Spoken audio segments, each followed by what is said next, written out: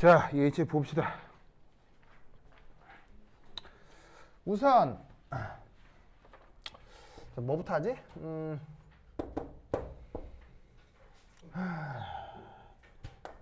이 녀석의 루이스 구조. 아니지, 루이스 구조.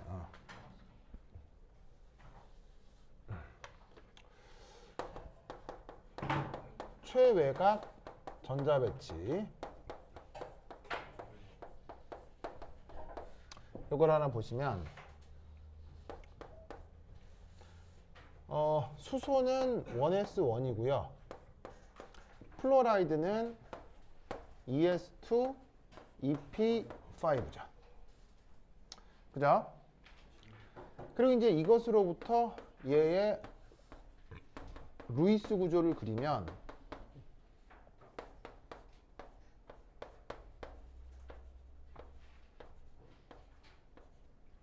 그죠? 이렇게. 그래서 이때 나의 또 트레이드 마크 어디 갔지? 어디 거 됐어 됐고. 그래. 이걸 써야지. 나의 메이크업을 해야지. 메이크업. 좋아. 좋죠. 너무 좋아요. 고마워요. 자, 그래서 세 번째는 MO. 이제 다이어그램.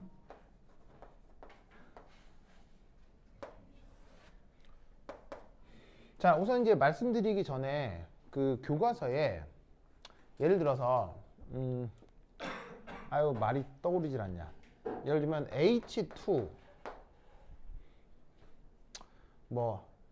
N2 O2 F2 BO CO 이런 것들의 몰리큘러 오비탈들이 막 나올 거거든요. 그럼 얘들을 그 학교 학습지에 나오는 그 몰리큘러 오비탈 있죠. 전부 다 외우셔야 돼요. 알겠죠?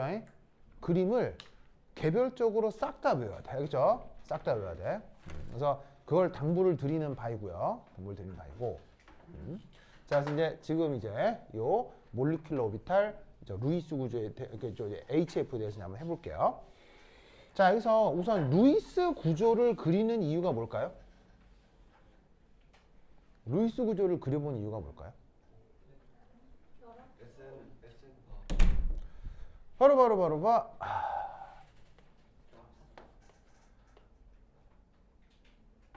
루이스 구조가 같으면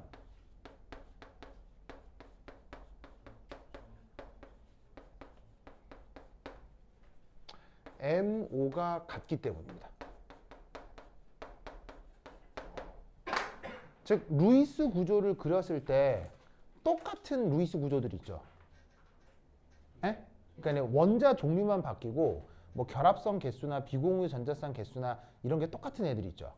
그런 애들은 MO까지 똑같아요. 무슨 말인지 알겠죠? 수학적인 이유가 있긴 한데 그냥 그렇다라고 알아둡시다. 알겠죠? 그러면 이때 여기서 뭐 예를 들어 이제 뭐 이렇게 된다는 얘기죠. 예를 들면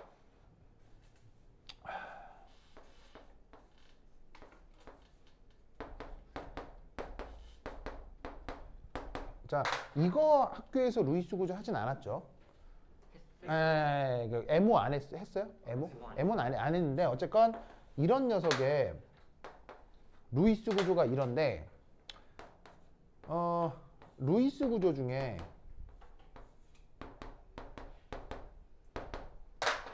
이런 애도 있을 수 있거든요. 보이세요? 그러면 얘 이름은 뭐냐면 오존이고요. 얘 이름은 나이트레이트예요. 그러면 당연히 이름이 다른 만큼 반응성 같겠어요, 다르겠어요? 당연히 매우 다르겠죠. 그래서 얘는 오존은 분자지만 이 나이트레이트는 이온이거든. 무슨 말 나겠죠? 그러니까 어떻게 되냐면 이 둘은 이름이 다른 만큼 반응성은 다르지만 딱 봤을 때 루이스 구조 어때요? 같아요. 똑같죠. 그래서 이 둘은 MO가 어떻게 된다? 같습니다. 그래서 루이스 구조가 같으면 MO도 같아요. 아시겠죠? 그걸 뜻하는 영어 단어가 뭐냐면 아이소일렉트릭이라고 하는 단어가 있어요. 이게 바로 뭐냐면 루이스 구조가 같고 뭐 MO도 같다. 를 뜻하는 말이에요. 그래서 이 말씀을 드리는 이유는 새로 배우는 그 MO를 전부 다 외우라고 했죠.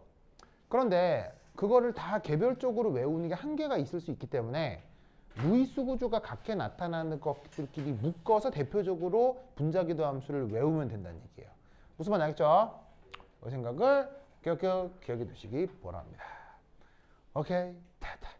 자, 그러면 저기서 HF의 MO 도표를 살펴보도록 하죠. 자, 그럼 우선 여기서 요렇게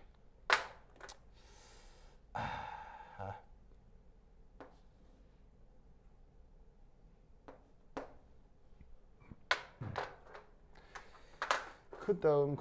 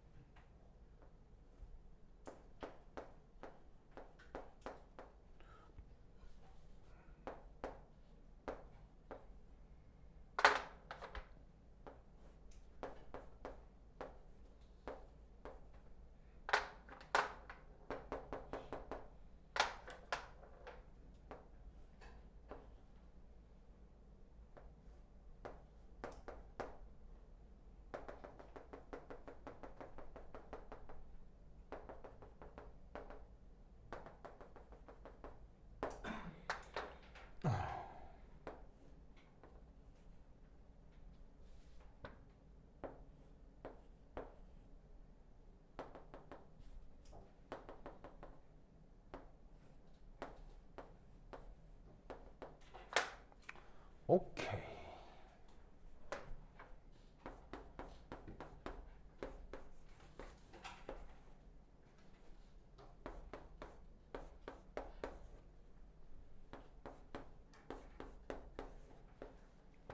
짜잔. 자, 이렇게 색깔 구분해서 한번 쫙 써봐요. 자, 지금도 보시다시피 내가 지금 저거를 뭐 보고 그렸어요? 막 그렸어요?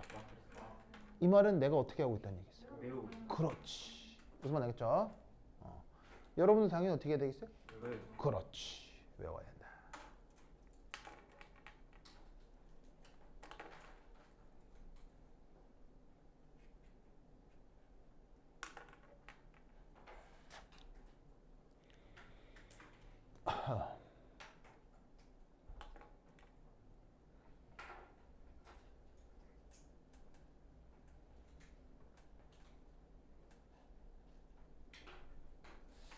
자, 쓱쓱쓱. 공간 좋게 응? 이게 응? 시그마 응. 그래서 이렇게 공간 좋은 유로 공간을 줬다는 게 무슨 말이야? 점선 점선, 뭐 이상해? 뭐 어디요? 그러니까요. 뭐가 이상해? 그러니까 시그마에서 바로 직선으로 안 있고 어. 약간 오른쪽으로 좀 더 가서 이렇게 된 거야? 예. 이렇게 그리면 여기 부딪힐까 봐요. 그냥 이렇게. 심미적으로 그냥 심미적으로. 그러니까 이렇게 하면 여기 부딪히잖아요. 이렇게 심미적으로. 뭐 그래요? 그래. 그게 되게 신기했구나. 네. 그냥 심미적인 입장에서 저렇게 그린 겁니다. 좋아.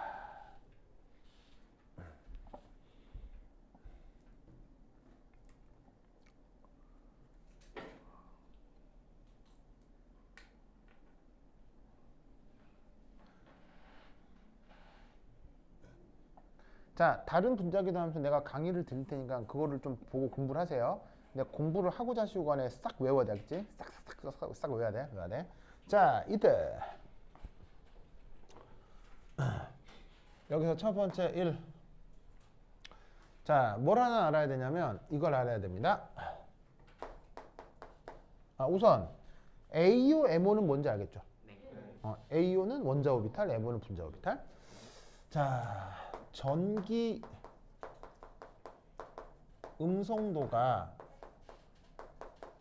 클수록 그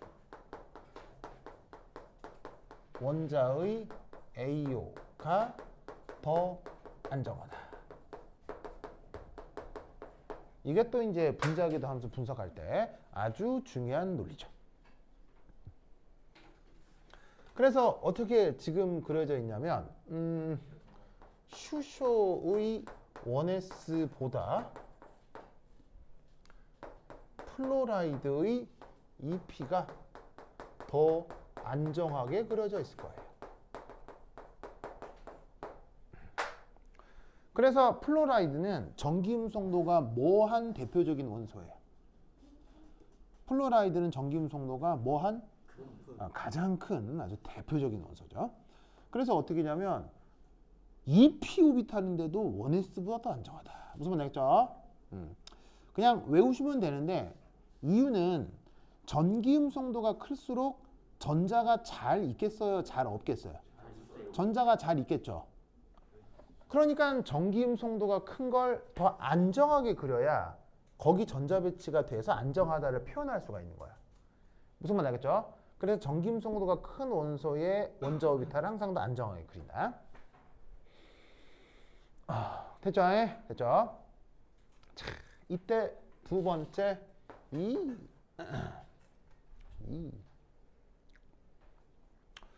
자, 1S와 1S 슈쇼와 EPZ 플로라이드 사이의 상호작용.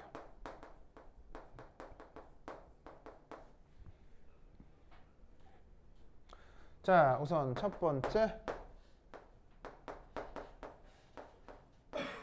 엔타이 본딩.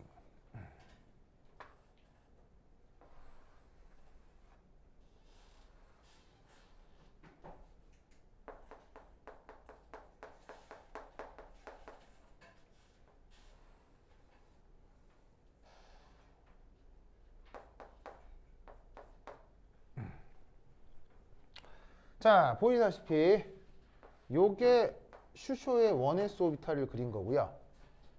핵간축을 보통 무슨 축으로 잡아요? G축으로 잡기 때문에 요게 지금 뭐냐면 요 플로라이드의 EPZ인 거죠. 뭐 어떤 상황인지 알겠죠?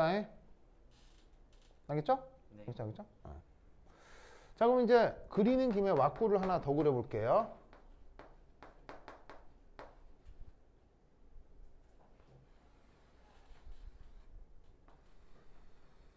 상황은 똑같고 수소의 1S와 플로라이드의 EPZ입니다. 자, 근데 이때 여기서 어떻게 되냐면 1S 오비탈은 항상 표면의 함수값의 부호가 같다 그랬어요? 다르다 그랬어요? 표면의 함수값의 부호가 항상 동일하다고 했죠. 그러면 특별한 언급이 없으면 동일한 플러스다 라고 해보자 이런 말이에요. 동일한 플러스다 라고 해보자 이런 말이에요. 그래서 빨간색으로 그리는 건 항상 플러스 함수값이라고 했죠. 네. 자, 그런데 P오비탈의 특성상 P오비탈은 이 한쪽 부분이 플러스면 반대쪽이 마이너스여야 되죠. 예. 그러려면 그게 어떤 경우에 가질 수가 있을 수 있냐면요. P오비탈은 여기가 플러스고 여기가 마이너스인 경우가 있을 수도 있고 반대로 여기가 마이너스고 그다음 여기가 플러스인 경우의 수가 있을 수 있다는 얘기죠. 그러면 어떤 일이 벌어지냐면 여기서는 서로 다른 부호가 더해져서 만나죠. 그럼 여기서는 상쇄 간섭이 나타날 거고요. 여기서는 보강 간섭이 나타나겠죠. 그래서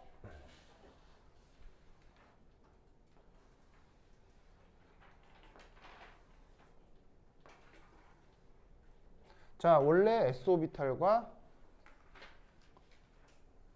p 오비탈의 원자 오비탈에 대해 상세 간섭이 돼버리면 분자궤도 함수가 이렇게 변형이 되는 거예요.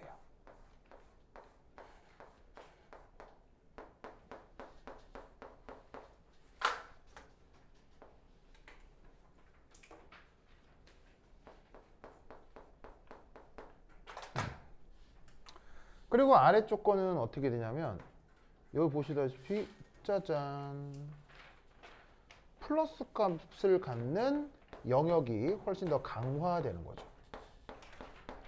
그리고 이렇게 아시겠죠? 알겠죠? 이때 어쨌거나 요 핵간축을 돌려도 자 눈을 어디에 뒀을 때? 요 핵간축에 뒀을 때 돌려도 이미지가 변해요? 그대로예요? 그대로죠? 그럴 경우 무슨 오비탈이라고 한다? 시거마라고 하는 거예요. 아시겠죠? 근데 여기 보시다시피 짜잔 여기 난데없이 뭐가 만들어졌어요? 노드가 만들어졌죠? 그때 표현하는 표현이 뭐예요? 여기에 백설표를 넣어주는 거죠. 그래서 노드가 새롭게 생겼을 경우 백설표를 넣어주고 읽을 때는 뭐라고 읽어요? 엔타이 본딩이라고 읽는 거죠. 아시겠죠?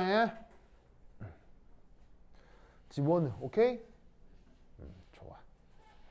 그래서 여기에 있는 이 시그마 얘는 이제 그냥 본딩이 되는 걸 텐데 그 시그마 본딩과 시그마 엔타이 본딩을 지금 어떻게 요거와 요거로 표현을 했다 이런 말이죠. 아시겠죠? 그래서 지금 색깔도 수소의 1s와 플로라이드의 EPZ를 통해 시그마 본딩과 시그마 엔타이 본딩의 두 가능성을 만들었다라고 표현을 하는 거예요.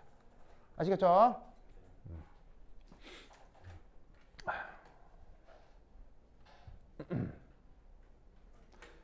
됐죠? 됐죠? 자, 그 다음 여기 준다? 여기 준다?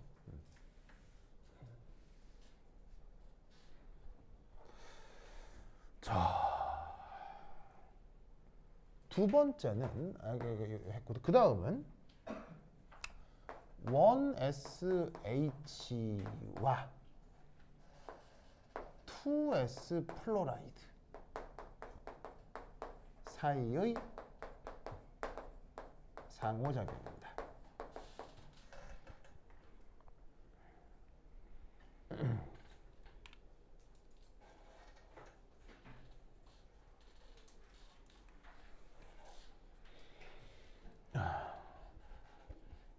자, 어떻게 되느냐? G축의 핵간축을 토대로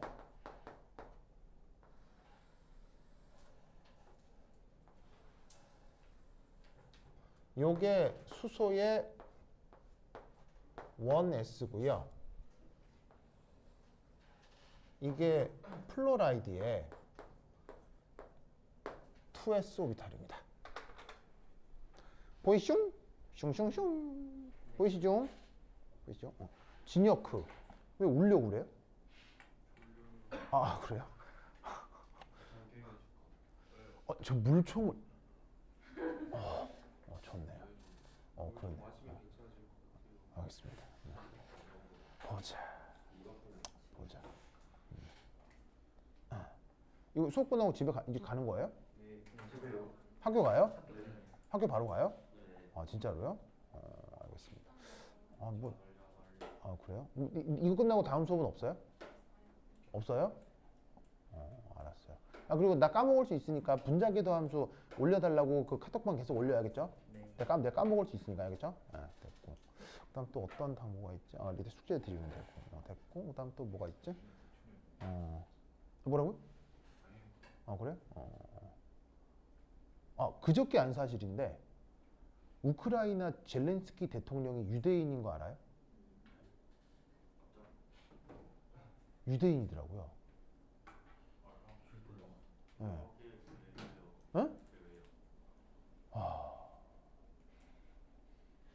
내 생각이 맞았다 라는 생각이 그대로 들더라고요. 역시 내 생각이 맞았다. 근데 우크라이나 러시아 전쟁의 결말 배우 얘기해 줬어요? 미국이 돈 벌려고 했다고. 네, 미국이 돈 벌려고 했다고 했죠. 그래서 어저께인가 그저께 뭘 봤냐면요, 세계 그 거대 기업들 주가 변동표를 봤거든요. 오, 내 생각이 그대로 맞았어. 그리고 그렇게 분석하는 학자들도 있더라고요. 뭐가 있었냐면요, 로키드 마틴하고 보잉 주가가요 미친 듯이 막 지금 전 세계 주가 다 빠지는 거 알아요? 애플도 20%씩 빠지고 있는데, 애플도 20% 주식 빠지고 있거든요. 뭐 비트코인 다 폭락하고 있는데 로키드 마틴하고 보잉만 막 미친 듯이 막. 아니죠, 난 당연히. 나는 주식 투자를 직접 못 하거든요. 어떻게 하는지 몰라요. 김선아가 하는데 김선아는 아직 미국 주식 투자는 아직 안 해봐가지고. 뭐 여하튼 그러면 로키드 마틴하고 보잉이 뭐 하는 회사예요? 바로 전투기 만드는 회사죠. 그리고 최첨단 무기 만드는 회사죠. 그 로키드 마틴과 보잉의 최대 주주가 누구예요? 바로 유대인이죠. 유태인들이에요. 근데 최근 이런 군수 회사들이 실적이 좋았어요, 나빴어요? 별로 안 좋았어요. 첫 번째가 바로 미군의 아프가니스탄 철수. 미군이 아프가니스탄에서 왜 철수했죠? 왜냐하면 아프가니스탄에 주둔한 건 석유 때문이었는데 지금 전 세계 산유국 1위가 어디예요? 미국이죠. 미국에서 셰일유가 발견되면서 더 이상 미국이 중동을 장악할 필요가 없었던 거예요. 그러면서 동시에 아프가니스탄에 세금으로 때려박던 그 보잉사와 로키드 마틴사의 무기가 3조 달러인가? 뭐 그만큼 무기가 팔렸거든요. 그냥 꿀 빨고 있었죠. 근데 갑자기 그 무기를 미국 정부가 안 사주는 거예요. 그러면 또 미국 무기를 또 많이 구매해 주는 곳이 또 어디예요? 미국 무기를 가장 또 많이 구매해 주는 데가 어디예요? 바로 우리나라죠. 우리나라예요, 우리나라. 우리나라가 매년 30조씩 미국 무기를 구매해 줬거든요. 지난 20년 동안. 그럼 30년 곱하기 20조면 600조가 넘는 거를 우리나라의 세금이 보잉하고 로키드 마틴이 계속 꼬라박고 있었던 거예요. 근데 요즘 우리나라는 미국 무기 이제 사요, 안 사요? 잘 안 삽니다. 왜죠? 왜죠? 두 가지 이유가 있는데, 첫 번째는 이제 더 이상 한반도에 전쟁 위기가 찾아오면 안 됩니다. 왜죠? 바로 미국의 주가가 떨어지기 때문이에요.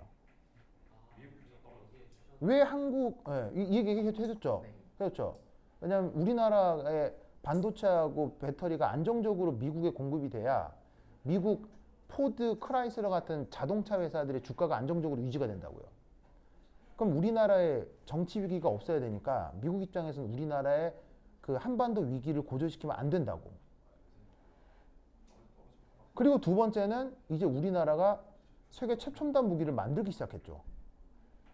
요즘 우리나라 무기 진짜 각템 많습니다. 우리나라 무기 중에. 그러다 보니까 걔네들이 우리나라의 무기를 못 팔게 되는 거예요. 그래서 걔네들이 만든 블루오션이 뭐야? 블루오션이? 바로 여기서부터 나의 추정이었는데, 바로 그래서 그 유대인 자본으로 대통령이 된 사람이 누구예요? 그게 조 바이든이에요. 유대인이 된 돈으로, 여러분 미국 대통령 되려면 비용 얼마나 드는 줄 아세요? 1억 달러 들어요. 1,000억 넘게 든다고요. 미국의 대통령이 되려면. 예? 미국은 그런 쓰레기 같은 나라예요. 그래서 어떻게 했냐면 일개 정치인이 1,000억이 어디 있어요? 무슨 말 알겠어요? 그러니까 어떻게 되냐면 그 유대인 자본이 대주고 그 미국 대통령은 유대인의 말을 듣게 돼 있는 거예요. 그래서 유대인들이 이제 조 바이든을 시켜서 어떻게 했겠어요? 러시아를 꼬드겼겠죠. 어떻게? 푸틴에게 장기 집권을 약속했을 거예요. 그리고 푸틴은 군대를 이용해서 우크라이나를 침략하는 거예요. 무슨 말인지 알겠어요? 그 덕에 어떤 일이 벌어졌다고 했어요? 프랑스, 스웨덴, 독일이 어떻게 하게 됐다고 했죠? 재무장을 해서 돈을 억수로 군비에 쏟아붓게 됐다고 했죠. 그래서 미국 무기가 지금 유럽으로 엄청나게 들어가고 있어요. 그러면 이때 러시아가 우크라이나를 침공할 명분을 만들어야 되겠죠. 어떤 명분을 만들면 될까요? 우크라이나가 나토에 가입한다라고 뻘짓을 시키면 되는 거예요.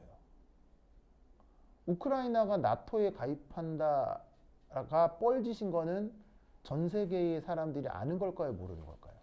다 아는 거예요. 그런데도 뻘짓을 하게 만드는 대통령이 탄생한 거예요. 그게 하필 또 유태인이야. 그럼 여러분 여기 국회의원 나가본 사람?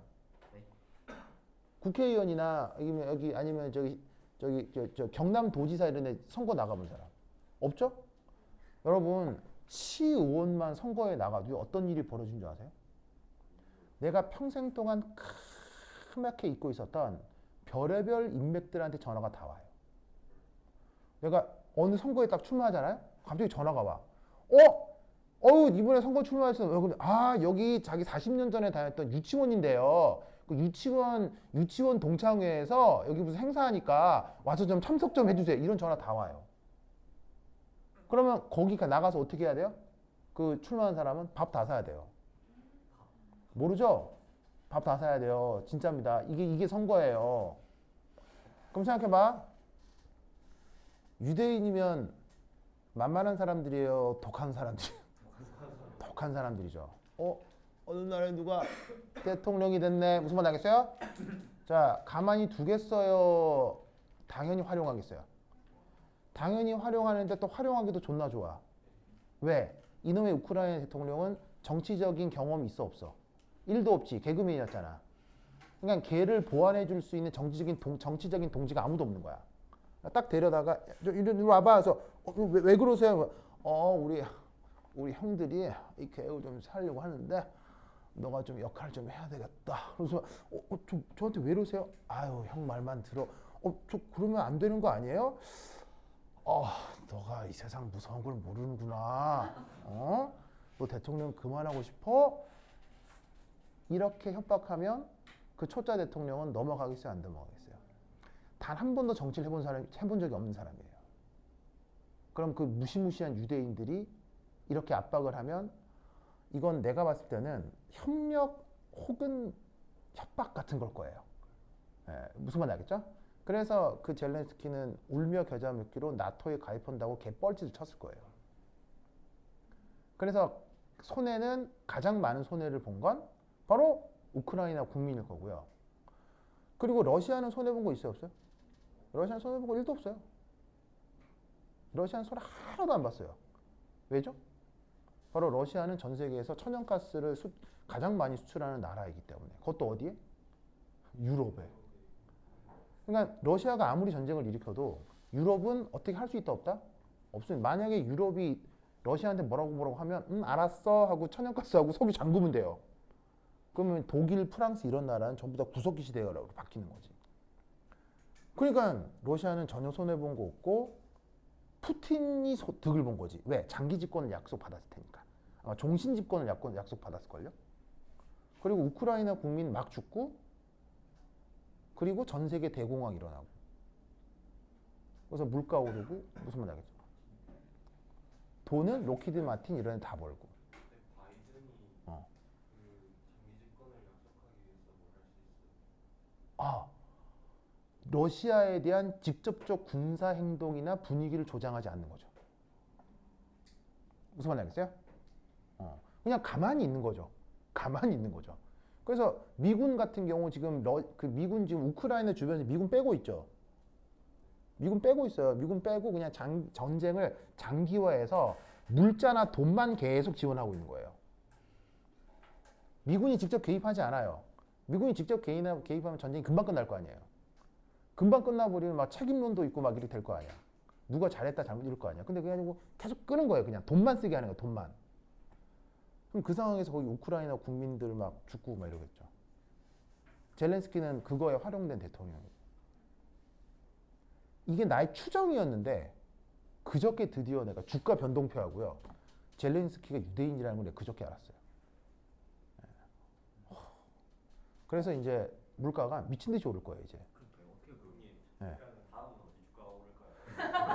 다음은 어디 주가가 오를까요? 근데 이제 주가는 안 올라요. 주가는 오르는 데는 아무도 없어요. 이제 한 몇 년간 동안은 이제 이 전쟁 끝나기 전까지는 물가 계속 오를 거예요. 주식 투자하면 안 돼요, 이제.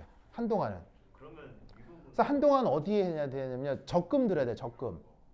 왜냐면 금리가 올라가기 때문에 이제 적금 이율이 엄청나게 올라갈 거예요. 아니요, 팔아야 돼요. 아니, 그러니까 이럴 수는 있어요. 20년 바라보고 가지고 있습니다. 20년 바라보고. 네, 가지고 있으면 돼요. 가지고 있으면 돼요. 계속 가지고 있어요. 20년 뭐 가지고 있으면 돼요. 네. 근데 이제 가상화폐 같은 경우는요, 미친 듯이 폭락할 거예요. 미친 듯이 폭락할 거예요. 네, 이제 가상화폐는 이건 진짜 그 누구도 보장하지 않는 자산이기 때문에 비트코인 같은 경우는 완전 그냥 막 종이 쪼가리 될 거예요, 진짜로. 글쎄요, 뭐 하여튼 뭐. 그러니까 이제 어느 수준까지겠죠. 왜냐하면 계속 유대인 그 전쟁 정권은 계속 돈을 벌겠지만 그 덕에 전 세계 경제뿐 아니라 미국 경제도 흔들흔들 할 거예요. 그럼 조 바이든 정권이 이번 중간 선거에서 조 바이든이 낙선할 가능성이 있거든요. 그 선까지만 몰아붙이는 거죠. 그래서 그 선까지만 몰아붙였다가 미국 그 유권자들의 지지율이 여전히 조 바이든을 지지할 선까지만 돈을 뽑아낼 거예요. 그래서 그 딱 선에서 전쟁을 멈출 거예요. 어떻게 멈추는 거예요? 어? 어떻게 멈출 거예요? 저기 어떻게 잠시만요. 저 누구야? 젤렌스키를 불러요. 자, 이제 전쟁 그만. 네, 그만하는 거야. 그럼 젤렌스키가 어떻게 러시아가 요구하는 거 다 들어줘야죠. 땅 뺏기고 그걸 끝이는 거죠. 그럼 끝나는 거죠. 그러니까 우크라이나 이제 막 쪼개 돼가지고 막 러시아에 편입되고 그리고 전쟁 끝날 거예요.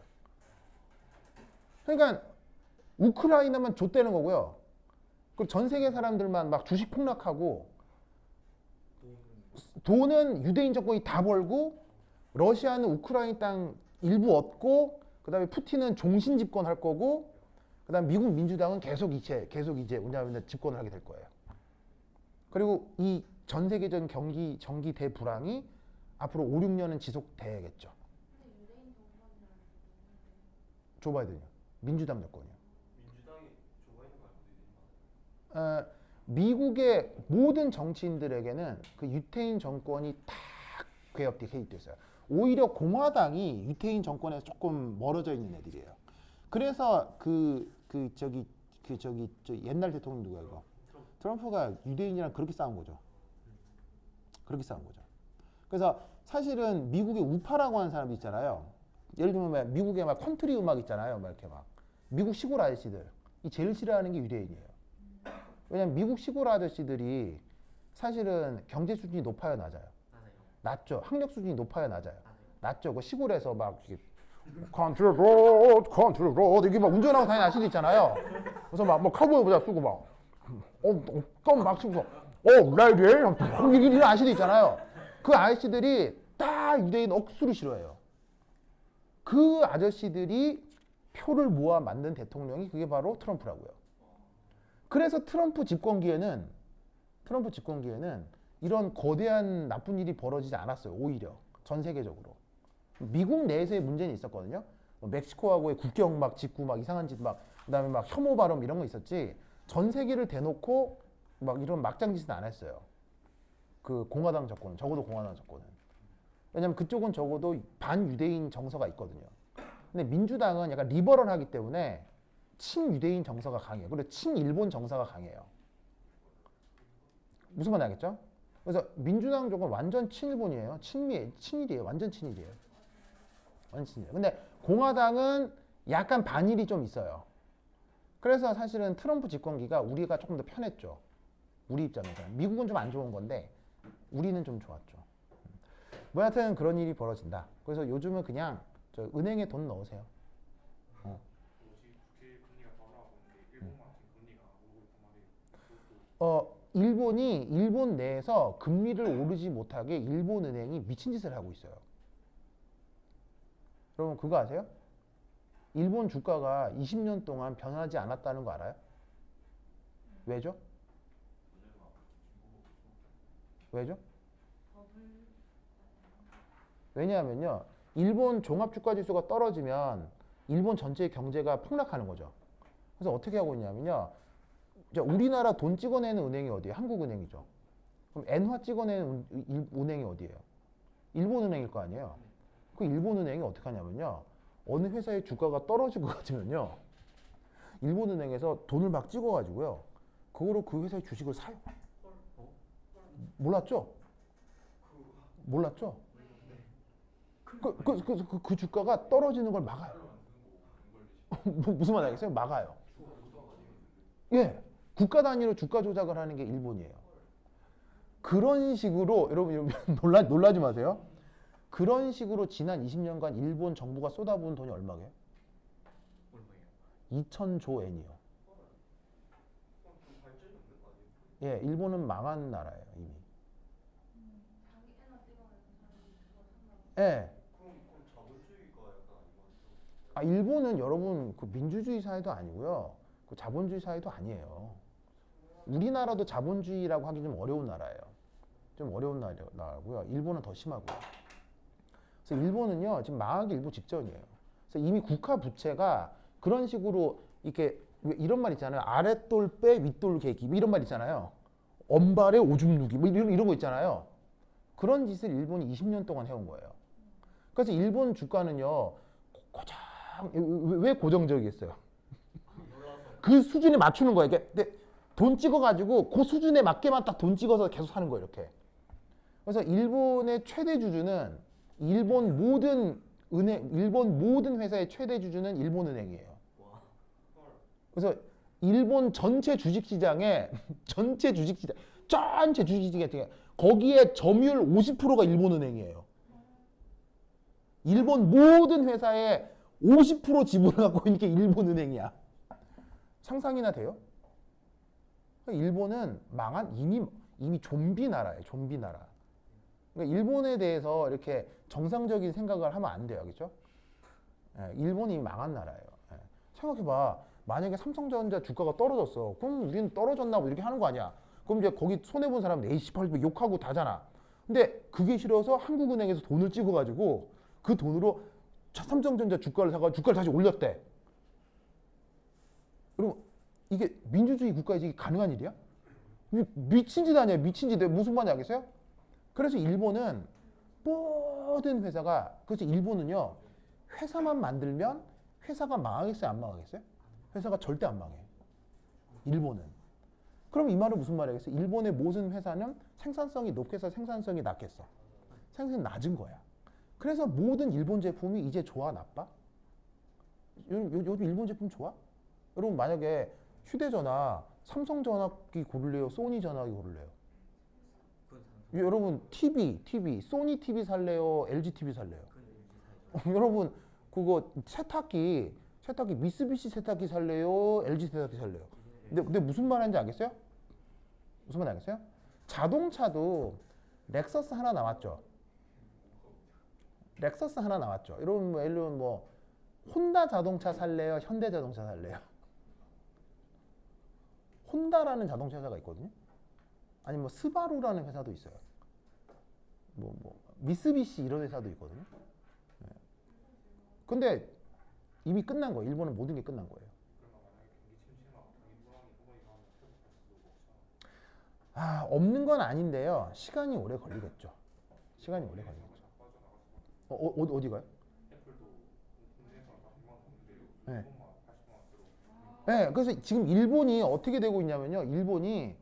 그래서 일본 내에서는 매력적인 상품이 아무것도 없는 거예요. 그래서 지금 보니까, 예, 방금 얘기했던 것처럼 일본에 투자했던 모든 사람들이 돈을 다 빼더라고요. 지금 요즘 그런 일이 지금 일본 지금 미쳤던데 지금 난리 났다 지금. 어떡하냐? 그래서 하여튼 그런 상황이다. 세계적인 기업이 아니면 음. 일본 국가에서 직접 그 기업을 살린다고 해도 좋은 게 없지 않아요? 어, 주가를 다시 올려. 그거는 정상적인 인간의 생각이고요. 그럼 생각해봐. 그게 정상적인 인간의 생각이죠. 근데 어쨌거나 종합주가 지수가 떨어지게 되면 일반 사람들은 화가 나요, 안 나요? 화가 나죠. 그럼 그 화풀이를 어디다 하겠어요? 집권당에 하겠죠. 그래서 선거에서 표를 안 주겠죠. 그게 싫어서 자민당은 20년 동안 계속 그렇게 해왔던 거예요. 그런 사람들은 왜요? 예? 그런 사람들은 왜 그런 거예요? 그러니까 원숭이죠. 하여튼 그렇다. 하여튼 그렇다. 자, 보자. 그 다음. 자, 요거. 자, 보자. 자, 수소 원해수와 이 플로라이드 사이의 상호작용이야. 봐봐.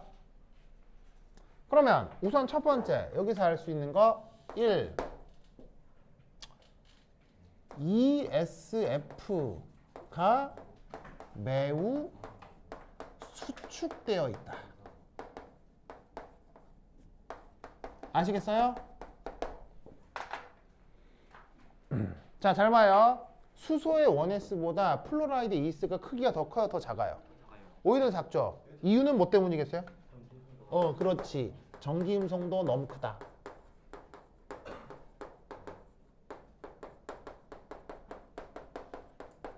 그래서 어떤 일이 벌어지냐면 1SH와 2SF가 물리적으로 만나기가 어려워져요. 무슨 말 알겠어요? 그럼 만나기가 어려워지면 어떤 일이 벌어지냐면 얘는 보강도 아니고요. 상쇄도 안 돼요. 뭐 만나야 좋아하기도 하고 싸우기도 하는 거지. 아예 만나질 않으면 좋아하는 것도 없고 싫어하는 것도 없겠죠. 그러니까 저 상태에서는 보강도 안 되고 상쇄도 안 되는 거예요. 물리적으로 아예 오버랩이 안 되기 때문에. 그래서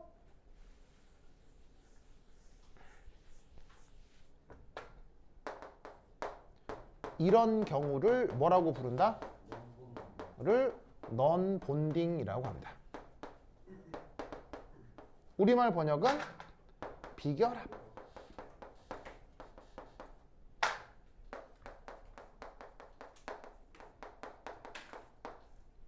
아시겠죠? 그런데 어쨌거나 핵간축에 뭐를 들이대고 핵간축에 뭘 들이대고 눈을 들이대고 돌렸을 때 변화가 있어요, 없어요? 변화가 없죠. 그러면 얘는 무슨 결합이에요? 시그마인 거예요. 알겠죠? 그런데 비결합이라고 했잖아요. 비결합을 뜻하는 표현이 바로 NB예요. 그래서 얘가 비결합 표현입니다. 그리고 이 비결합은 어떻게 된다? 원래의 어토믹 오비탈과 에너지 준위가 같습니다. 그래서 어떻게 되느냐? 원래 플로라이드의 ES 오비탈하고 차이가 없는 오비탈로 남게 되는 거예요. 알겠죠? 그래서 제가 시그마 넘본딩이다. 됐죠? 그 다음 네 번째.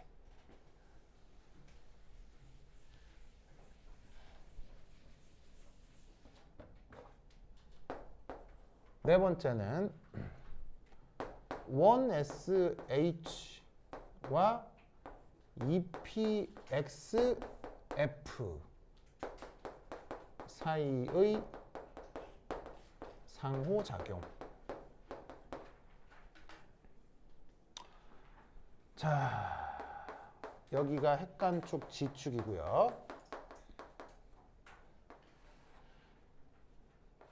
자, 편의상 조금 확대해서 그릴게요.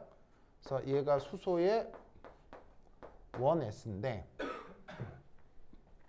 여기 이제 플로라이드가 있겠죠. 그럼 플로라이드에 여기가 G축이면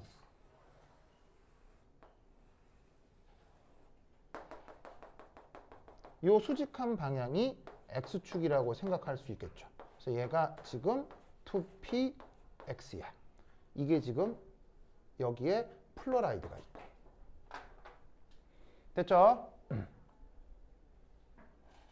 아까 2pz는 어느 쪽 방향이죠? 2pz는 이쪽으로 있었잖아요. z축 방향으로. 2px니까 그거의 수직한 방향으로 있겠죠. 알겠죠? 그럼 2py는 어디게? 2py는 이렇게 있겠죠. 알겠죠? 이렇게. 자, 근데 s오비탈은 성격이 어떻게 되냐면요. 모두 다 플러스 부분이죠. 근데 p오비탈은 성격이 어떻게 돼요? 한쪽이 플러스면 반대쪽이 어떻게 되죠? 마이너스가 되죠?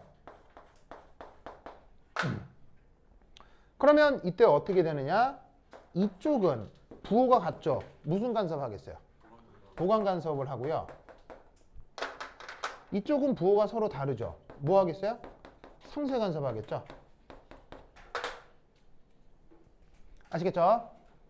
그래서 어떻게 되냐면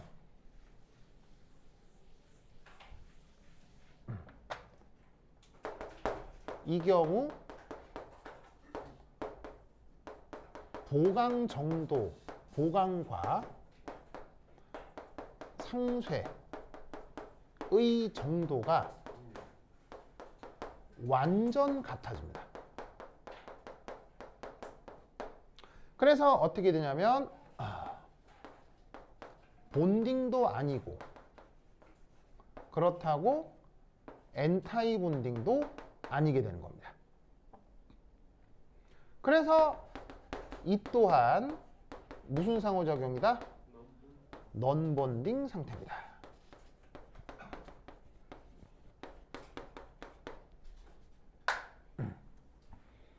알겠죠? 그러면 이때 여기서 이 핵간축에다가 뭘 들이대요? 눈을 들이대요. 그리고 돌려요. 그러면 어떻게 되냐면 돌리면 달라지죠. 자, 돌렸을 때 달라진다 무슨 말인지 알겠어요? 네. 이게 핵간축인데 p오비탈이 이렇게 플러스 함수값, 이렇게 마이너스 함수값이잖아요. 이 상태 내는 것 앞에서 돌리라고요. 달라지잖아요. 이미지가 달라지잖아요. 그 얘기를 하는 거야, 알겠죠? 그러다가 돌리면 달라지다가 360도마다 같아지죠. 이런 기하학적 관계를 뭐라고 한다? 이걸 파이라고 해요. 알겠죠? 저게 파이라는 말의 정의예요. 아시겠죠? 그러면 이때 이 위에다가 어떤 첨자를 NB를 넣어주는 거예요. 이게 비결합 표시가 되는 거죠. 무슨 말 알겠죠? 네. 그리고 이때 이건 써주나 마나 그냥 뭐 써줘도 그만 안 써줘도 그만인데 편의상 여기에다가 X를 넣어줘요. 자, 여기 써주는 X의 의미는 뭐다? 바로 이 PX가 관여했다라는 표현이에요. 이 PX의 관여 표현. 그리고 넘번딩이면 아까 어떻게 된다고 했죠? 세 번째, 원래의 AO와 어떻게 되겠습니까? 에너지 상태가 같아집니다.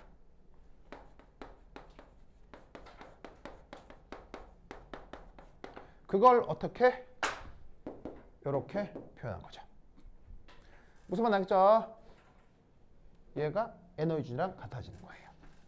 그러면 이 상황이 자, 여기 줄게요. 여기 줄게요.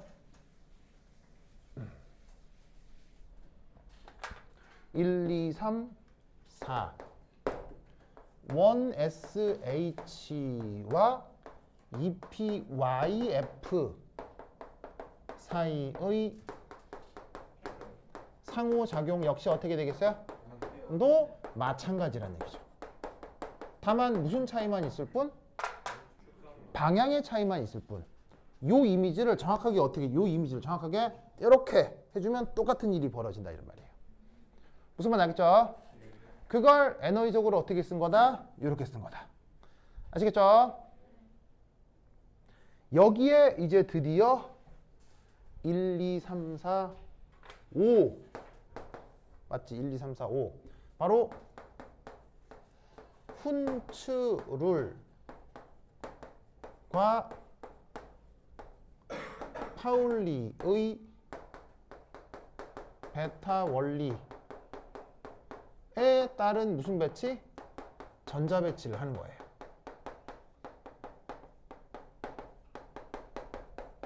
자, 그러면 원래 수소의 1S의 전자 몇 개 있었어요? 하나. 플로라이드의 전자 몇 개 있었어요?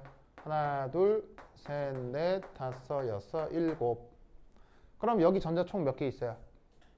8개 있죠. 8개를 순차적으로 하나, 둘, 셋, 넷, 다섯, 여섯, 일곱, 여덟. 이렇게 전자 배치를 시키면 된다 이런 말이죠. 무슨 말 알겠죠? 됐죠? 네. 천재소년 보여요? 됐죠? 자, 필기 다 따라가고 있어요? 어? 말하고요? 아, 진짜로요? 그럼 조금만 더 해요? 자, 그럼 이제 지금 몇 시에요? 지금 35분이요.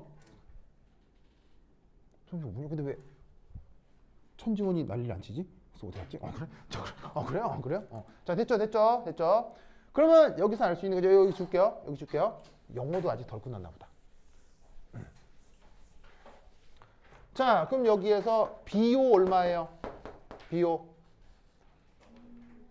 Counting Star 저 하늘의 별 자, BO 얼마예요? BO 2 빼기 0, 2가 되겠죠. 네네네. 그러면 값이 얼마? 1이겠죠? 자, 이건 어떻게 되겠어요? 얘가 요걸 얘기하는 거고요. 이건 여기 전자를 얘기하는 거겠죠. 됐죠? 자, 퀴즈. 수소와 HF 중 이온화 에너지가 더 작은 것은 누구예요? 수소와 HF 중 이온화 에너지가 더 작은 것. 바로 HF겠죠? 왜? 이온화 에너지가 뭐예요? 짜잔! 주양자 수가 무한대까지 전자를 옮길 때 필요한 게 이온화 에너지죠? 전자를 옮길 때 필요한 게 이온화 에너지죠? 그러면 수소의 이온화 에너지는 여기서부터 여기까지고요. 플로라이드의 이온화 에너지는 여기서부터 여기까지인 거지. 이거 뭐야? 더 작은 것은 수소. 알겠죠? 그래서 그럼 여기까지. 다음 시간에 만나요. 안녕인데 잠깐만 숙제. 네.